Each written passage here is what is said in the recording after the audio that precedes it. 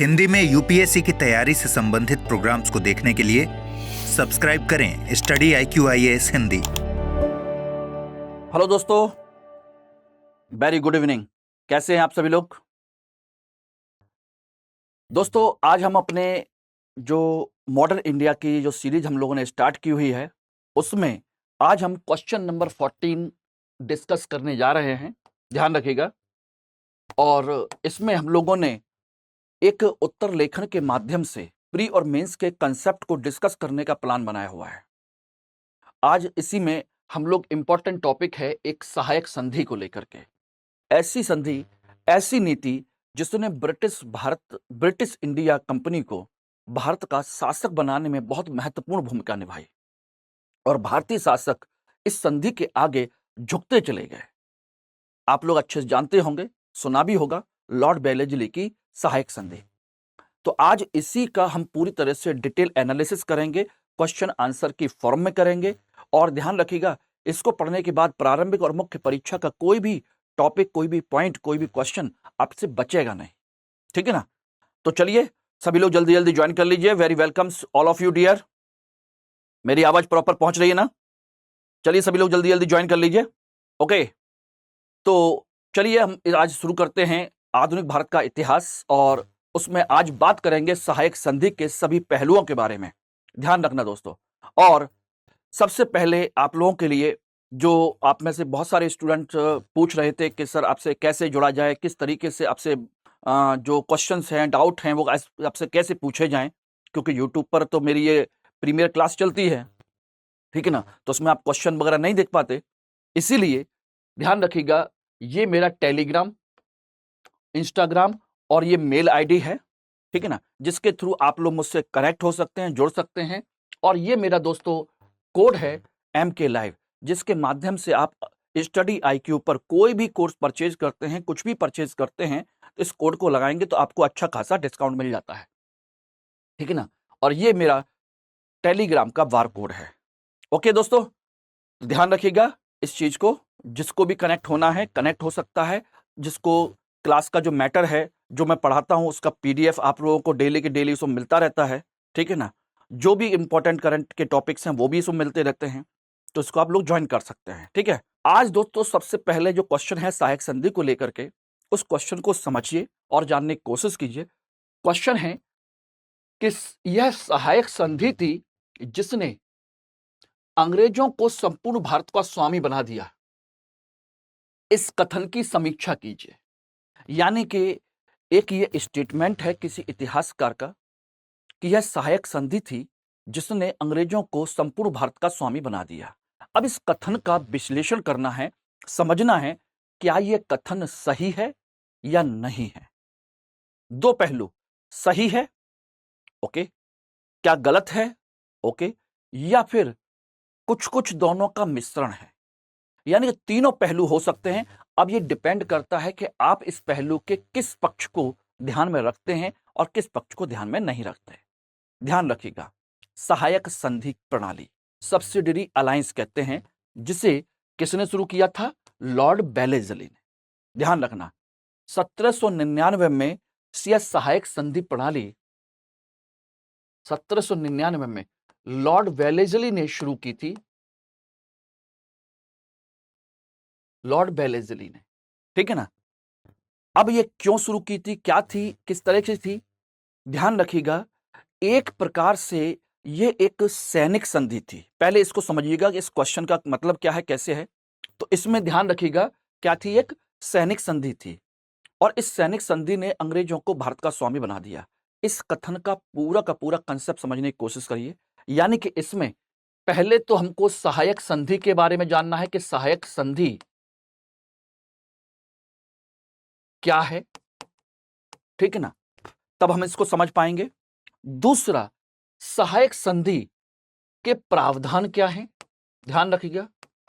जो इसके जो शर्तें हैं, जो बातें हैं, प्रावधान क्या हैं, ठीक है ना? और तीसरा, यह संधि किसके साथ की गई,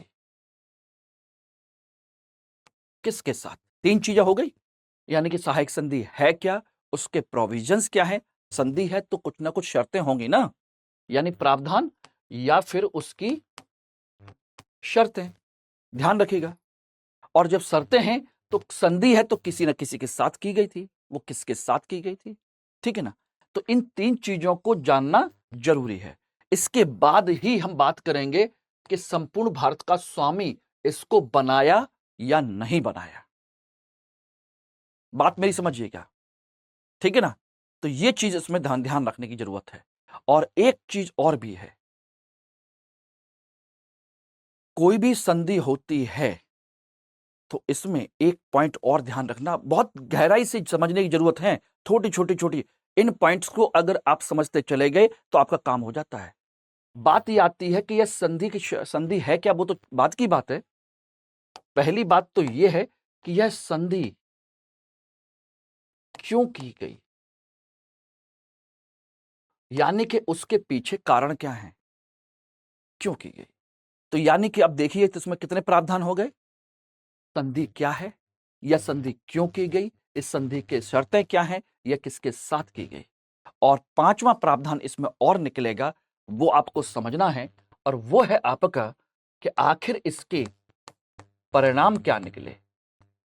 परिणाम निकलेंगे तभी तो हम बता पाएंगे कि अंग्रेज भारत के स्वामी बने या नहीं बने। बात क्लियर कि नहीं। तो कितनी बात हो गई, 5। इस तरीके से इसको समझने की जरूरत है, क्वेश्चन को ब्रेक करने की जरूरत है। और जिसने इन 5 बिंदुओं पर सोच लिया, पॉइंट बना लिए, तो वो कभी जिंदगी में सहायक संधि के बारे में चाहे प्रारंभिक परीक्षा में प्रश्न आए, चाहे मुख्य परीक्षा में कितना भी घुमा फिरा के पूछे, उससे बाहर कुछ नहीं जाएगा। ये समझ लीजिए। देखिए दोस्तों, एक चीज ध्यान रखिएगा, अगर आप कोई चीज पढ़ रहे हैं तो पूरी शिद्दत से पढ़िए। कोई भी काम करिए पूरी शिद्दत के साथ करिए, नहीं तो आधे अधूरे मन से एक चीज समझ लीजिए, 2 नुकसान होते हैं। जब आप कोई काम आधे अधूरे मन से करते हैं तो उसके 2 नुकसान होते हैं। एक तो रिजल्ट उसका आपके पक्ष में नहीं आता, यानी जिस उद्देश्य के लिए आप कर रहे हैं उसमें आप कभी सफल नहीं हो सकते। जिस काम को आधे अधूरे मन से करेंगे, ये बात आप लोग भी अच्छे से जानते हैं, मैं कोई नई बात नहीं बता रहा हूं। आप कोई ना समझ नहीं है, सबके सब जानते हैं, अच्छे से जानते हैं। और जब आप अपने पर बारी आती है तो यही बात है, दूसरों को आप समझाते भी हैं, ऐसा नहीं है, लेकिन कभी अपने आप पर भी अप्लाई किया कीजिए। और दूसरा नुकसान होता है आधे अधूरे मन से करने पर, आपका समय और आपके संसाधन दोनों नष्ट होते हैं, दोनों खत्म होते हैं। तो ध्यान रखिए, 2 चीज तो ये हो गई, समय और संसाधन ये भी जाते हैं, रिजल्ट आपके पक्ष में नहीं आता। एक तीसरी चीज और आती है जो आप अभी नहीं समझेंगे। वो समझाने की कोशिश की गई थी, पता है कब? जब आपने एक 3 इडियट मूवी देखी थी, उसकी क्लिप देखी थी। दोस्त फेल हो जाए तो दुख होता है, और दोस्त टॉप कर जाए तो उससे ज्यादा दुख होता है। ये चीज आप बाद में समझेंगे। यानी कि जब आप असफल हो जाएंगे और दूसरे लोग सफल होंगे, तो धीरे धीरे आपके अंदर नेगेटिविटी आने लगेगी, आपके अंदर निराशा आने लगेगी, आपको किसी काम करने में मन नहीं लगेगा, चिड़चिड़ापन होगा, आप ऐसे उलझेंगे बस बता नहीं सकते। और जिंदगी में जब ऐसी कंडीशन आएगी ना तो बहुत बुरा फील होगा, समझिएगा। फिर ध्यान रखना, ऐसा नहीं कि दोस्त नहीं मिलेंगे, सब मिलेंगे दोस्तों, लेकिन आपके जैसे ही मिलेंगे। जो जैसा होता है उसके दोस्त भी, उसके यार भी वैसे ही होते हैं। ये बात आप अच्छे से जानते हैं। डिसाइड आपको करना है। इसीलिए मैं कह रहा हूं कि जो पढ़िए ढंग से पढ़िए। ये मेरी क्लास है दोस्तों, और मेरी क्लास का पैरामीटर ये होता है कि मैं पढ़ाई के अलावा कोई और बात करना पसंद नहीं करता, यानी कि पढ़ाई और आपका भविष्य। बाकी आपको समझना है, जानना है, जो करना है करिए। आपका भविष्य है, आपका पैसा है, आपका समय है, जो करना है करिए, कोई रोकने वाला नहीं है। लेकिन जब आप असफल होंगे तो एक बार सोचेंगे जरूर मेरे बारे में कि हाँ, सर ने कुछ कहा था, काश हमने मान लिया होता। समय था, संसाधन थे, सर की एडवाइस थी, सर साथ देने के तैयार भी थे, बस एक कदम ढंग से आगे बढ़ाना था, तो सारी जिंदगी कुछ और होती। ये भी थ्री इडियट का ही है, अपने आप में फिलोसफिकल कंसेप्ट है वो मूवी का, समझिएगा, सीखिएगा, ठीक है ना। तो उसमें क्या कहा था, एक्सीलेंस बढ़ाओ, जॉब तो झक मार के आएगी, यही है एक्सीलेंस। यानी किसी भी चीज को पढ़िए, ढंग से पढ़ डालिए, अपने आप सफलता पीछे आ जाएगी। ढंग से पढ़ डालिए, कैसे नहीं आएगा, यही पॉइंट है, यही क्वेश्चन है।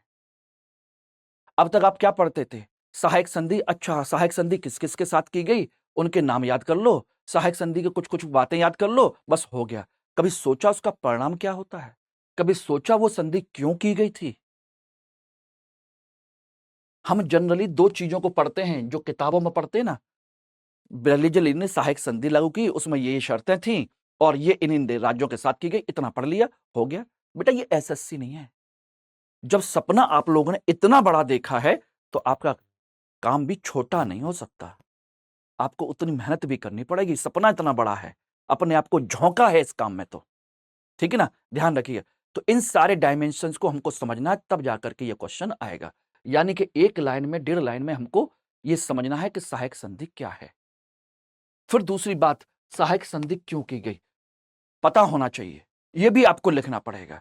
फिर शर्तें क्या है, किसके साथ की गई, और फिर उसके परिणाम, तब हम करा पाएंगे कि क्या वह इस संधि के माध्यम से भारत के शासक बने या नहीं बने। क्लियर हो गया।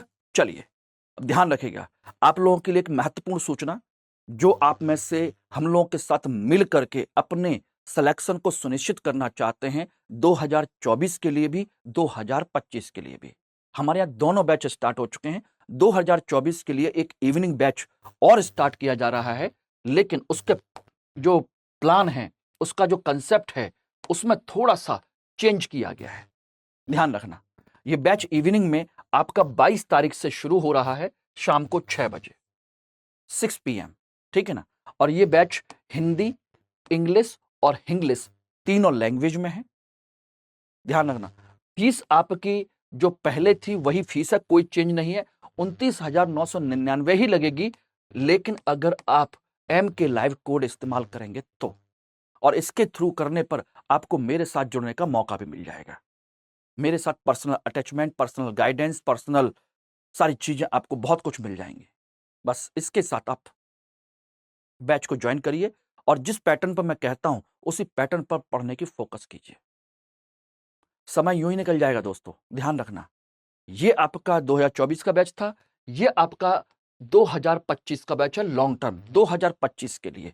ये भी हिंदी, इंग्लिश और इंग्लिश तीनों में है। ध्यान रखना, इसकी फीस आपकी 35,999 रुपए रखी गई है। कोड आपको यही इस्तेमाल करना पड़ेगा, MK लाइव। ये बैच 16 तारीख से स्टार्ट हो चुका है, 2-3 दिन हो गए हैं, 2 दिन 3 दिन। अभी ओरिएंटेशन क्लास हुई है। इसमें ध्यान रखना, आज इसके अंतर्गत ध्यान रखना, इसके एडमिशन की आज 19 तारीख लास्ट डेट है। लास्ट डेट, आज इसकी एडमिशन की लास्ट डेट है। ये भी शाम को 6 बजे बैच स्टार्ट हुआ है। अभी ओरिएंटेशन क्लास ही चली थी, आज ये खत्म हो जाएगा, मतलब ओरिएंटेशन खत्म हो जाएगा, आज से आपका बैच स्टार्ट, ठीक है ना। ये लॉन्ग टर्म का बैच है। इसमें हम जो प्लान बनाते हैं वो लॉन्ग टर्म के बैच के लिए 5 स्टेज प्लान है, जो मैं ऑलरेडी आप लोगों को बता चुका हूं, ठीक है ना। पहले बेसिक्स तैयार करना, फिर उसके बाद फाउंडेशन तैयार करना, कंप्लीट तैयारी प्री परीक्षा से, वो आपके अगले साल एग्जाम देने से पहले ही। और ये आपके जब 2025 में एग्जाम देंगे उसका पूरा का पूरा पैटर्न है कि प्री के टाइम पर प्री, मेंस के टाइम पर मेंस और इंटरव्यू के टाइम पर इंटरव्यू, हम प्रॉपर तरीके से रिवीजन और प्रैक्टिस के साथ करेंगे। ध्यान रखिएगा। ओके दोस्तों, क्लियर है। चलिए अब आते हैं हम सहायक संधि प्रणाली। क्वेश्चन आपका वही है, ध्यान रखना। यहां पर सबसे पहले ध्यान रखिएगा, यह सहायक संधि थी क्या।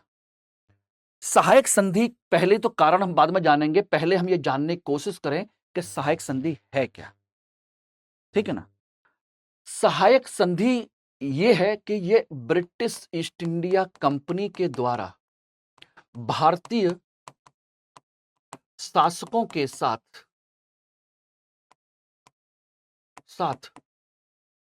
की गई एक सैन्य संधि है, सैन्य सुरक्षात्मक संधि है। कैसी है? सैन्य सुरक्षात्मक संधि। यानी कि इसके माध्यम से ब्रिटिश ईस्ट इंडिया कंपनी या कंपनी उन भारतीय राज्यों का क्या करेगी? भारतीय राज्यों की सुरक्षा करेगी।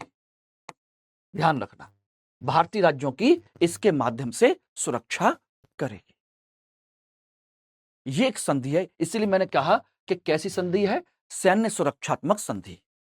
इसमें पूरी सेना ब्रिटिश ईस्ट इंडिया कंपनी के आपके राज्य में रहेगी और आपके राज्य की पूरी सुरक्षा करेगी। उसके बदले में क्या करेगी?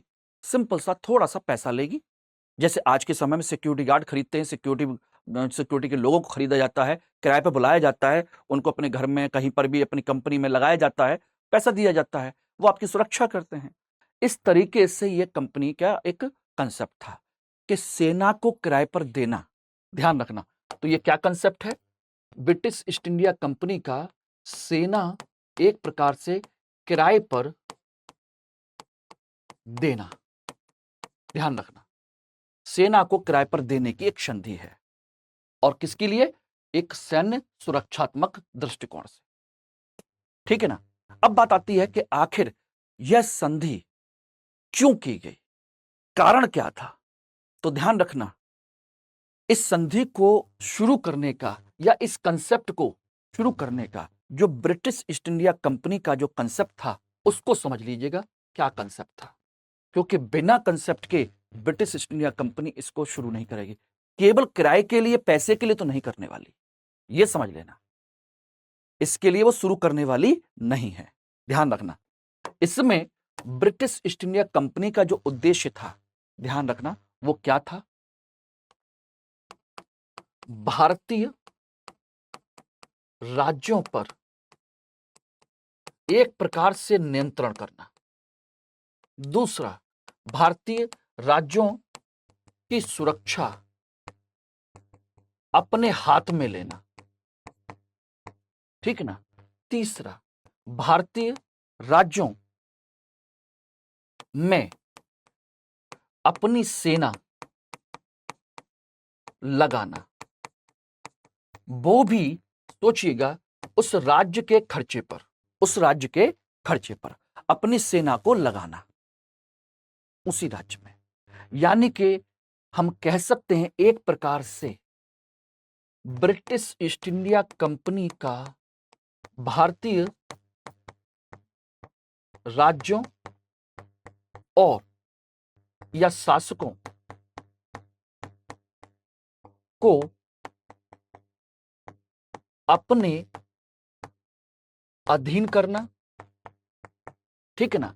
और इसके माध्यम से, ध्यान रखिएगा दोस्तों, करना, और इसके माध्यम से क्या? कंपनी के क्षेत्र या राज्य सुरक्षित करना। क्यों? राज्य किससे सुरक्षित करेंगे? जब सारे के सारे शासक इनके अंडर में आ जाएंगे तो इनका राज्य तो ऐसे ही सुरक्षित हो गया। भाई, भारतीय शासक ही तो उनके क्षेत्रों पर, उनके राज्यों पर अटैक कर रहे थे और करते थे, उन्हीं से लड़ाई होती थी। यदि इन राज्यों को ही अपने ऊपर निर्भर कर लिया जाए तो हमारे राज्यों पर तो कोई अटैक करेगा नहीं, बल्कि पूरे इंडिया में हमारी ही सेना है। कल को कुछ भी करेंगे तो सारा का सारा कंसेप्ट, सारे के सारे संसाधन, सारी की सारी सेना हमारे हाथ में है। हम जब चाहेंगे तब इन राज्यों की गर्दन मरोड़ सकते हैं। यह कंसेप्ट था।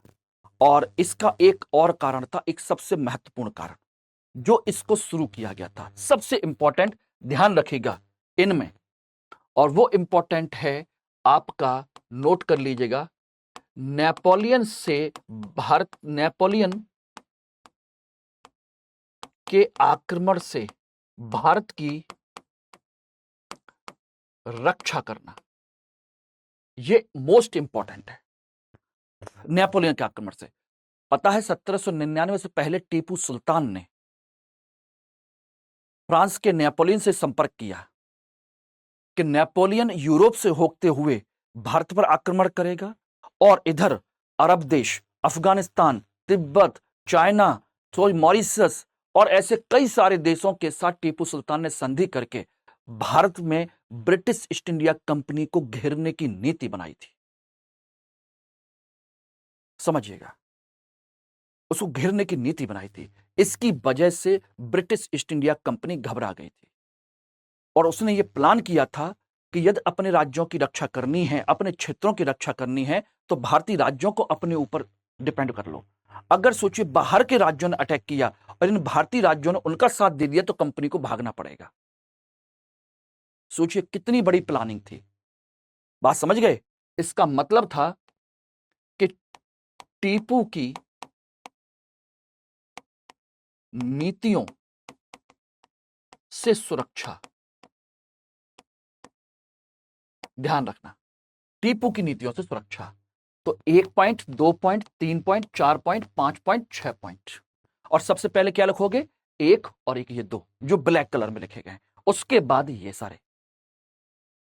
अब सोचिए कि अगर भारतीय के शासक हमारे ऊपर निर्भर हो जाएंगे तो हम आसानी से, कोई भी आक्रमण करेगा तो पूरे देश में हमारी सेना फैली हुई है, सभी भारतीय राज्यों में अपनी सेना लगाना, सोचिएगा, और राज्यों के खर्चे पर, यानी कि पूरे भारत में सेना, जहां चाहेंगे हम वहां लड़ लेंगे और हमारा खर्चा भी नहीं है। यानी युद्ध भी कहां होगा? राजा के क्षेत्र में होगा, यानी जो भी नुकसान होना उसका होगा, हमारा नहीं होगा। यानी बंगाल सेफ है, पूरा का पूरा मद्रास सेफ है,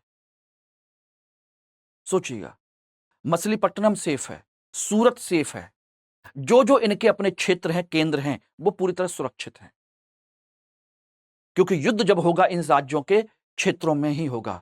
इस तरीके से उन्होंने भारतीय राज्यों को अपने ऊपर निर्भर कर लिया। ध्यान रखना, भारतीय राज्यों पर नियंत्रण करना या उन्हें अपने ऊपर निर्भर करना, यह कंसेप्ट था। कारण समझ में आ गया?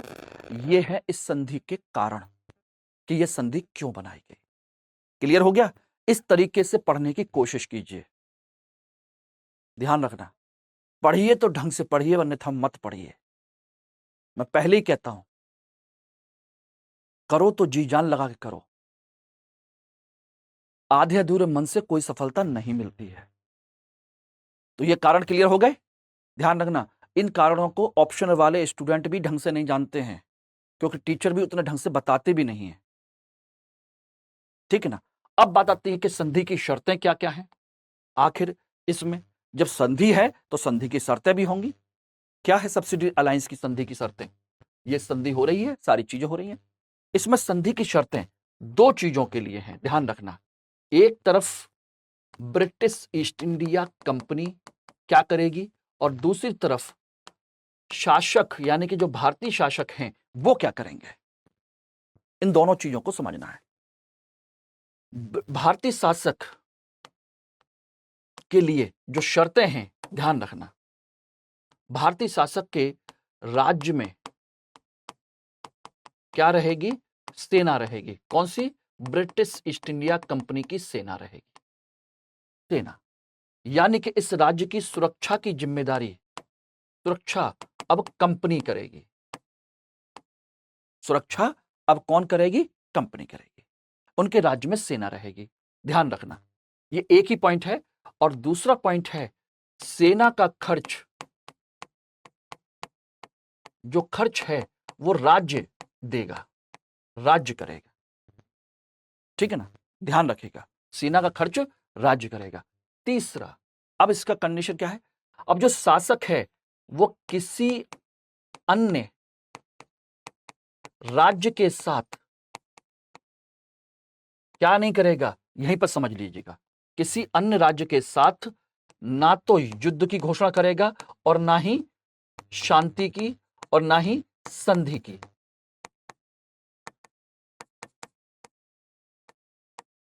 घोषणा करेगा।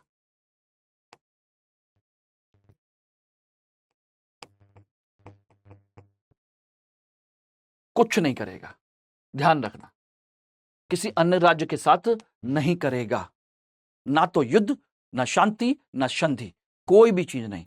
इसका मतलब हो गया कि इसके माध्यम से विदेशी जो क्षेत्र हैं, विदेशी क्षेत्र या विदेशी विभाग जो है, वो किसके अंडर में आ गया? वो अंडर में आ गया, कंपनी के अधीन हो गया, विदेश विभाग पूरा का पूरा। ठीक है ना? ध्यान रखना, इसी में एक चीज और भी ध्यान रखिएगा, किसी अन्य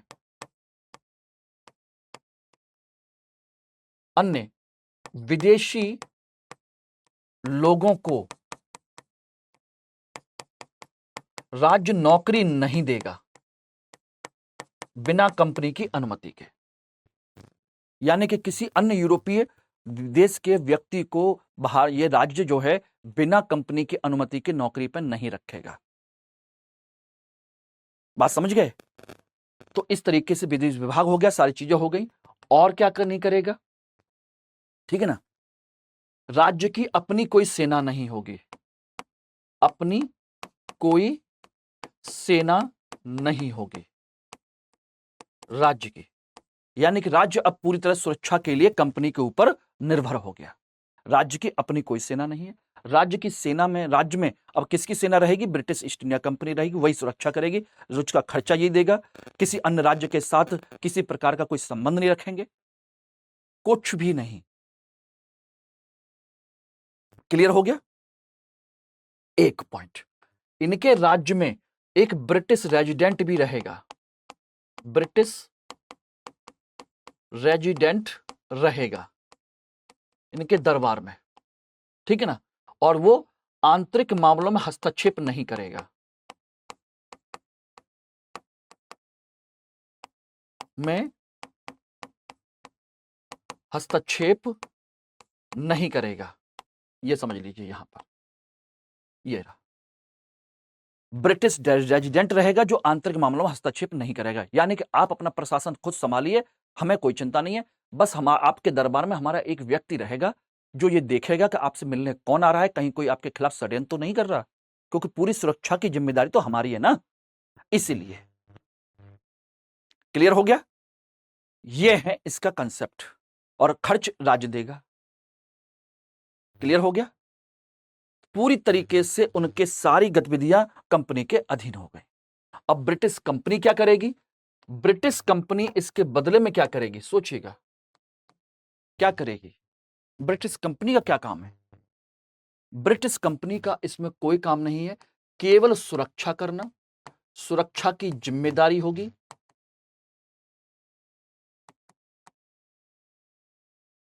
ठीक है ना? यही संधि और युद्ध की घोषणा करेगी। यही क्या करेगी? संधि की और युद्ध की घोषणा करेगी पूरी तरीके से, ठीक है ना? और क्या करेगी ये, ठीक है ना? और आपके आंतरिक मामलों में हस्तक्षेप नहीं करेगी, में हस्तक्षेप नहीं करेगी। ये रही, इस तरीके से आपकी शर्तें हो गई। इन शर्तों को आपको लिखना है 4-5 पॉइंट में। तो एक ही 2 पॉइंट में आपका ये, और 3 से 4 पॉइंट में आपका सारी बातें ये आ जाएंगी, संधि की शर्तें क्या है। अब आपको बता दें कि सहायक संधि बेशक लॉर्ड बेलेजली ने शुरू की हो, यहीं पर समझ लीजिएगा, लेकिन सबसे पहले इस तरह की प्रक्रिया को पता है भारत में किसने शुरू किया था? शिवाजी ने। चौथ वसूली के मामले में हम आपके राज्य की सुरक्षा करेंगे, लूटने से बचाएंगे, आप अपने राज्य की आय का 1/4 हिस्सा हमको दे दीजिएगा। बस उन्होंने अपनी सेना को किराए पर नहीं दिया था, और वो जो चौथ वसूली थी बहुत ही कठोर तरीके से थी, इसलिए उनका कोई मित्र नहीं बन पाया। वरना इस तरह की प्रक्रिया को सबसे पहले शिवाजी ने शुरू किया था। हम ना लूटेंगे, ना किसी और को लूटने देंगे, बदले में आपसे हम 1/4 हिस्सा लेंगे। उसके बाद भारत में सहायक संधि की इस प्रक्रिया को पता है किसने शुरू किया था? डुप्ले ने, फ्रांसीसी गवर्नर डुप्ले ने, जिसने पहली बार जब कर्नाटक और जो निजाम है उनको हरा करके अपना रेजिडेंट हैदराबाद के दरबार में रखा था। किसके? हैदराबाद के दरबार में नियुक्त किया था। उसके माध्यम से अपनी किराए पर सेना भी दी, सारी चीजें भी की, उसका खर्च उनसे लिया, और उसी प्रणाली को डुप्ले तो चला गया और उस नीति को फ्रांसीसी कंपनी ने समाप्त भी कर दिया, और उस पॉलिसी को लॉर्ड बेलेजली ने अपना लिया और नए तरीके से, नया विस्तार करके, नए रूप में उसको भारत में लागू कर दिया। अगर क्वेश्चन पूछा जाए कि सहायक संधि प्रणाली भारत में सबसे पहले किसने शुरू की, तो डुप्ले ने। ध्यान रखिएगा, शिवाजी ने उस तरह की प्रक्रिया को शुरू किया था, लेकिन ऐसा कोई नाम नहीं था, क्योंकि ना तो वो कोई संधि थी, ना कोई प्रक्रिया थी, ना उसकी कोई शर्तें थी। बस इतना ही था, हम ना लूटेंगे ना लूटने देंगे, बस। लेकिन प्रॉपर तरीके से इस नीति को डुप्ले ने शुरू किया, और बड़े स्तर पर लॉर्ड बेलेजली ने। ध्यान रखिएगा। तो ये शर्तें क्लियर हो गई एवरीबॉडी? ये कंसेप्ट है। इस तरीके से पूरा राज्य इनके हाथ में। अब सोचिएगा क्या कंडीशन हो गई।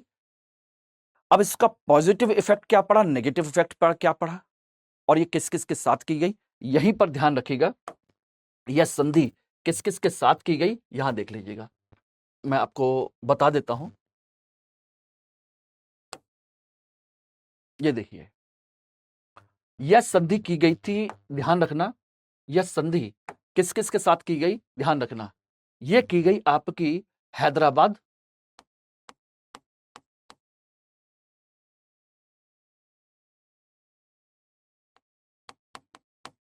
मराठा, सॉरी, मैसूर,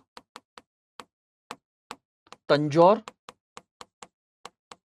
अवध, पेशवा, भोंसले और सिंधिया। और ये ध्यान रखिएगा, इन राज्यों के साथ शुरू की गई थी, और ये क्रम से है, ये क्रम से है किन किन राज्यों के साथ, किन के साथ शुरू की गई है। ध्यान रखना, क्लियर हो गया? तो ध्यान रखिएगा, इनके साथ ये शुरू की गई। ठीक, इन राज्यों ने चाहे कैसे भी हरा के या कैसे भी इनको अपने नियंत्रण में ले लिया। अब इन राज्यों को देखिएगा, अगर इन राज्यों के माध्यम से देखें तो सोचना ये राज्य हैं कहां। ध्यान रखिएगा, इस तरीके से ये सोचिएगा, ये है। अब इसमें आपके राज्यों को देखा जाए तो कहां कहां हैं, कौन कौन से राज्य हैं, किस जगह पर हैं। सोचना, हैदराबाद, ये रहा, ठीक ना, मैसूर, तंजौर, वही पूरा इलाका तमिलनाडु वाला, अवध, ठीक है ना, पेशवा, भोंसले, नागपुर के भोंसले, ये रहा पूरा, ठीक है ना, सिंधिया, मध्य भारत वाला। सोचना, ये हैदराबाद, ठीक, ये रहा आपका मैसूर, ये रहा आपका तंजौर, ठीक है ना, ये रहे आपका पेशवा, ये रहे आपके भोंसले, ये रहे आपके अवध, ठीक है ना, ये रहे आपके सिंधिया। इस तरीके से इतने राज्यों पर उन्होंने कब्जा कर लिया इसके माध्यम से। क्लियर हो गया? इसके अलावा उसके बाद में ध्यान रखना, राजस्थान के राज्य भी हैं, जोधपुर वगैरह, राजस्थान के साथ भी इसको लागू किया।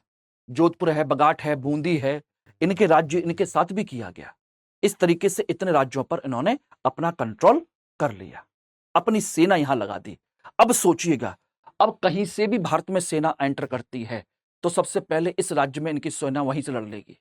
आगे जैसे जैसे बढ़ेंगे, और इनका खुद का अपना क्षेत्र कौन सा है, देखिए, ये है बंगाल, ये इनका अपना क्षेत्र है, इसकी सुरक्षा ये खुद कर रहा है।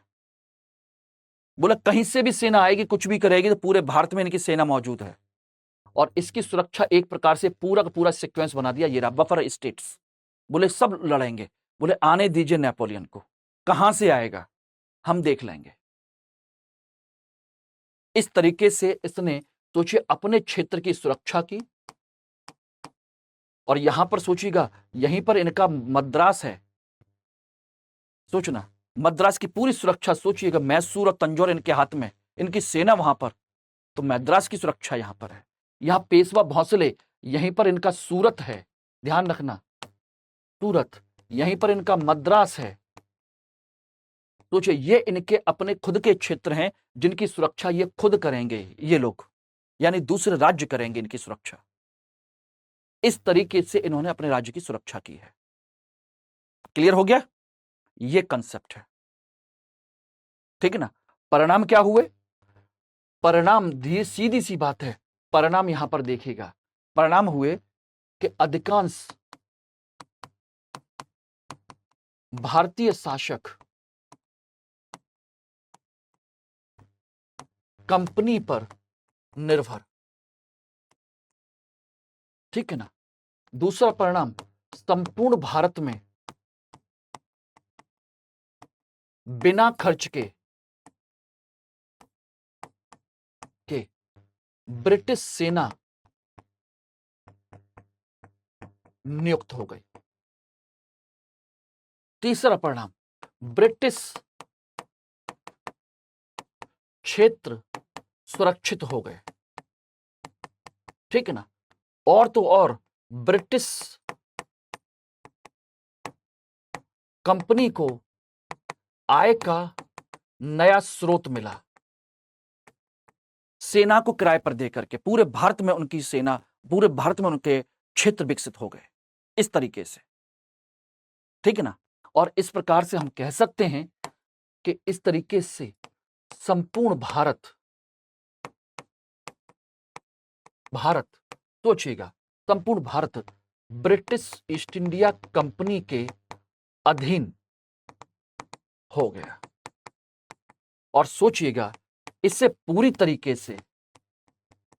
तरह से डलहौजी की विलय नीति का आधार तैयार कर दिया।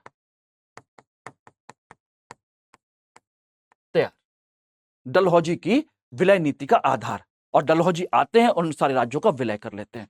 अब तक इन राज्यों का विलय नहीं किया गया, लेकिन सारे राज्य अपने अधीन आ गए। अब कोई अपने ऊपर आक्रमण करने की हिम्मत नहीं जुटा सकता।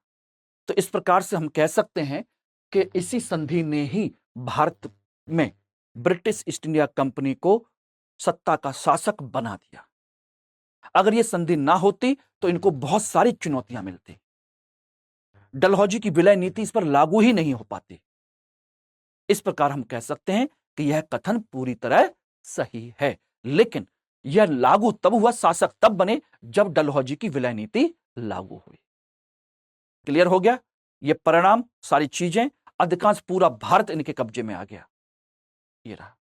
बाद में जाकर के 1849 में जाकर के पंजाब पर भी कब्जा कर लिया, उनके साथ भी यही संधि लागू की, सहायक संधि 48-49 में। कल मैंने आपको पढ़ाया भी था। यह कंसेप्ट है। क्लियर है एवरीबॉडी? इस तरीके से आप समझ लीजिए, यह पूरा भारत, यानी कि इस तरह से, इस प्रकार यहां पर लिख सकते हैं, इस प्रकार ब्रिटिश कंपनी ने संपूर्ण भारत पर अप्रत्यक्ष नियंत्रण कर लिया। ध्यान रखना। और विलय नीति या इसी को हम क्या कहते हैं, हड़प नीति, डलहौजी की हड़प नीति ने प्रत्यक्ष नियंत्रण कर लिया।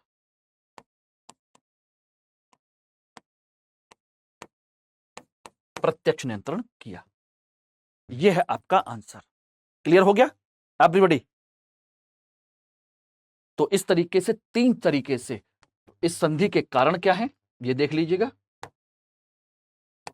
कारण यानी कि उससे पहले क्यों शुरू की गई, उसके बाद उसकी शर्तें, उसके बाद उसके परिणाम।